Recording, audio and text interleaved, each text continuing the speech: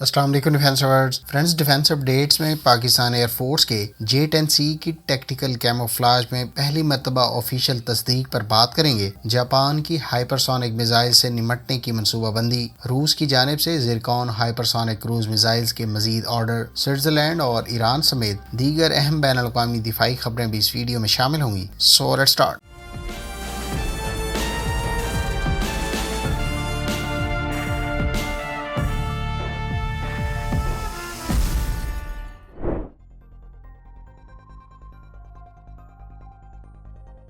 Friends, Pakistan air force के जारी करदा कैलेंडर में पहली मर्तबा J-10C की टैक्टिकल कैमोफ्लाज में मौजूदगी की तस्दीक की गई है। पाकिस्तान एयर फोर्स की जानिब से J-10C की टैक्टिकल कैमोफ्लाज में जारी करदा तस्वीर में सीरियल नंबर 113 J-10C तैयारे को ऑलिव ग्रीन टैक्टिकल कैमोफ्लाज में देखा गया है। J-10C की टैक्टिकल कैमोफ्लाज में एक और तस्वीर भी मंजर आम पर आई है, ताहम इसके सीरियल नंबर की तस्दीक नहीं की जा सकती। अभी तक ये वाज़ेह नहीं कि पाकिस्तान एयर फोर्स ने टैक्टिकल कैमोफ्लाज में कितने J-10C तैयारे ऑर्डर किए हैं, क्योंकि पाक फिजाइया को अभी तक तकरीबन 13 से 14 तैयारे डिलीवर हो चुके हैं, जिनको 2 बैचेस की सूरत में पाकिस्तान एयर फोर्स को डिलीवर किया गया है। मजीद तैयारे आने वाले चंद हफ्तों में मुतवक्के हैं, जिनकी तफसीलात मंजर आम पर आने पर हम आपके साथ डिटेल शेयर करेंगे।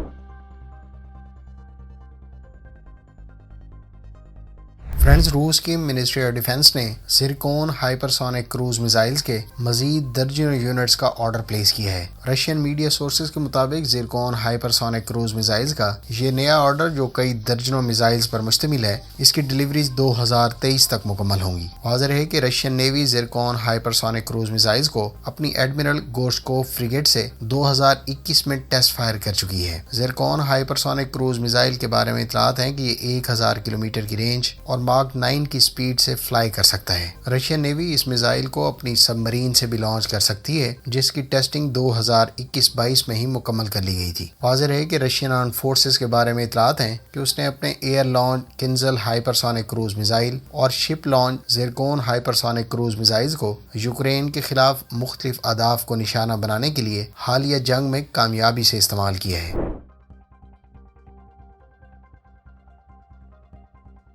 फ्रेंड्स, इतलात के मुताबिक अमरीकी महकमा ख़जाना ने गुज़श्ता रोज़ ईरानियन कंपनियों पर पाबंदियाँ आयद कर दी हैं। अमरीका की तरफ से उन कंपनियों को पाबंदियों का निशाना बनाया गया है जो ईरान से रशिया को UAV सप्लाई करने और ट्रांसपोर्टिंग में शामिल हैं। हालिया पाबंदियों में अमरीकी महकमा ख़जाना ने इन कंपनियों से मुंसलिक कुछ इंडिविजुअल्स को भी पाबंदियों का निशाना बनाया है, जबकि रूस के वैगनर ग्रुप को भी इन पाबंदियों में निशाना बनाया गया है। याद रहे कि ईरान के बारे में इतलात हैं कि उसने रशियन आर्म्ड फोर्सेस को अपने मुख्तलिफ टाइप के 3000 से ज़ायद कैमाकाजी ड्रोन्स फराहम किए हैं, जिनको रूस कामयाबी से यूक्रेन के खिलाफ इस्तेमाल कर रहा है। अमरीकी और दीगर यूरोपियन सोर्सेज का कहना है कि ईरान ने न सिर्फ रशियन आर्म्ड फोर्सेस को ये कैमाकाजी ड्रोन्स फराहम किए हैं, जबकि उनके सोल्जर्स के लिए तरबियती प्रोग्राम भी इनिशिएट किए गए थे। अलबत्ता ईरान की जानिब से इन UAVs की फराहमी और सोल्जर्स की तरबियत की तस्दीक या तरदीद नहीं की गई।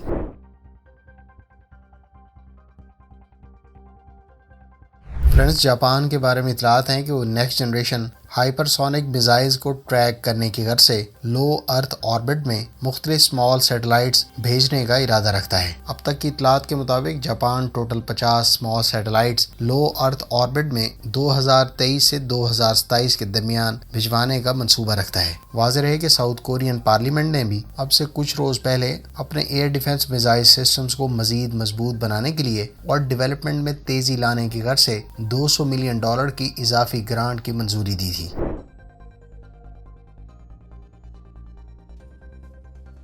फ्रेंड्स, अमरीकी डिपार्टमेंट ऑफ डिफेंस ने स्विट्जरलैंड के लिए $700 मिलियन की लागत से एयर डिफेंस मिसाइल इंटरसेप्टर्स की मंजूरी दे दी है। इस डील के तहत अमरीकी कंपनी की जानिब से स्विट्जरलैंड को total 72 patriot PAC-3 missile segment enhanced missile interceptor फराहम किए जाएंगे। इन 72 मिसाइल सेगमेंट इनहैंस्ड इंटरसेप्टर्स की डिलीवरीज आने वाले चंद सालों में मुकम्मल की जाएंगी। इन मिसाइल इंटरसेप्टर्स का मेन कॉन्ट्रैक्टर लॉकहीड मार्टिन है, जबकि दीगर 4 कंपनियों के कॉन्ट्रैक्टर्स भी इस प्रोजेक्ट में शामिल होंगे।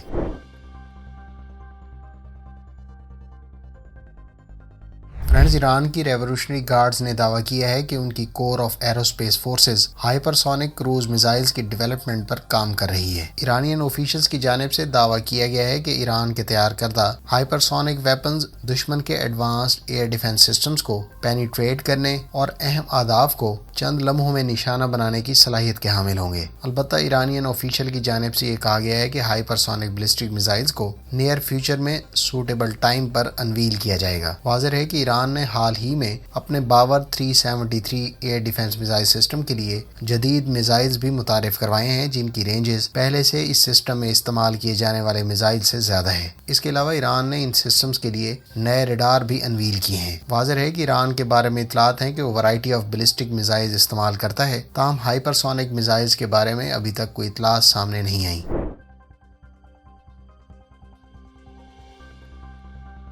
فرینڈز، آذربائیجان کی ڈیفنس انڈسٹریز کے وزیر نے اپنے دورہ پاکستان کے دوران آئیڈیاز دفاعی نمائش میں پاکستان کے وزیر برائے دفاعی پیداوار سے ملاقات کی۔ دونوں ممالک کے درمیان اس ملاقات میں دو طرفہ دفاعی امور پر تبادلہ خیال کیا گیا۔ واضح ہے کہ آذربائیجان کے بارے میں امکان ظاہر کیا جا رہا ہے کہ وہ پاکستان اور چین کے مشترکہ طور پر تیار کردہ JF-17 تھنڈر بلاک 3 میں خصوصی طور پر دلچسپی رکھتا ہے۔ فرینڈز، JF-17 تھنڈر بلاک 3 کے ایک اور پوٹینشیل ایکسپورٹ کسٹمر سے متعلق اہم ڈیولپمنٹ ہم آپ کے ساتھ بہت جلد شیئر کریں گے۔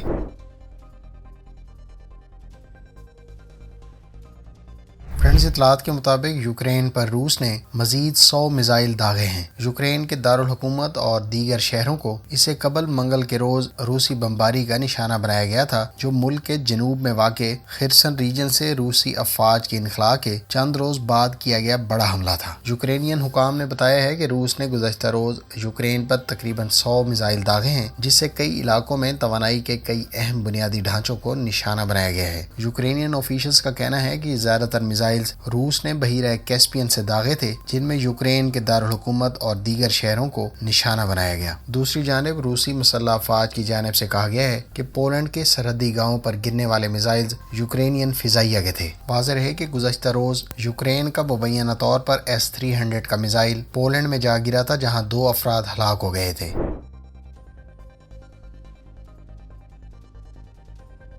فرینڈز، ترک کمپنی نیرول مکینہ کی تیار کردہ یوروک آرمرڈ وہیکل کی انڈونیشین پولیس کی ایلیٹ فورس میں شمولیت کی تصدیق ہو گئی ہے۔ انڈونیشین پولیس کی ایلیٹ اسپیشل آپریشنز فورس نے، جس کو بریموب بھی کہا جاتا ہے، اس نے یوروک 4x4 لائٹ آرمرڈ وہیکلز ترک کمپنی نیرول مکینہ سے اب سے کچھ عرصہ پہلے ایکوائر کی تھی۔ حالیہ G20 سمٹ میں اس ایلیٹ اسپیشل آپریشن فورس کے زیر استعمال نیرول مکینہ کی یوروک وہیکل کو پہلی مرتبہ پبلک کیا گیا ہے۔ یاد رہے کہ انڈونیشیا اور ترکی کے اچھے دفاعی تعلقات ہیں اور دونوں ملک مل کر بہت سے پروجیکٹس پر مشترکہ طور پر کام کر رہے ہیں۔ یاد رہے کہ یہ لائٹ آرمرڈ وہیکل 140 کلومیٹر/آور کی سپیڈ سے موو کرنے اور 8 ٹن کا ہائی پے لوڈ کیری کر سکتی ہے۔ اس میں زیادہ سے زیادہ 11 پرسنل کو اکوموڈیٹ کیا جا سکتا ہے۔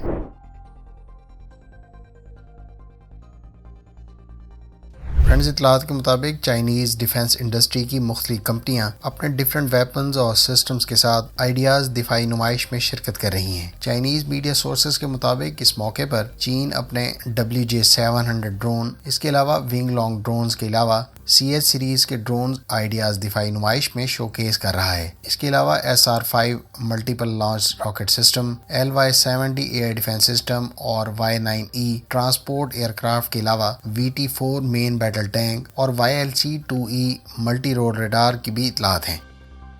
فرینڈز، یہ تھیں آج کی ڈیفنس اپڈیٹس۔ امید ہے اس ویڈیو سے آپ کی معلومات میں اضافہ ہوگا۔ ملتے ہیں نیکسٹ ویڈیو کے ساتھ، اپنی دعاؤں میں یاد رکھیے گا۔ اللہ حافظ۔ پاکستان زندہ باد۔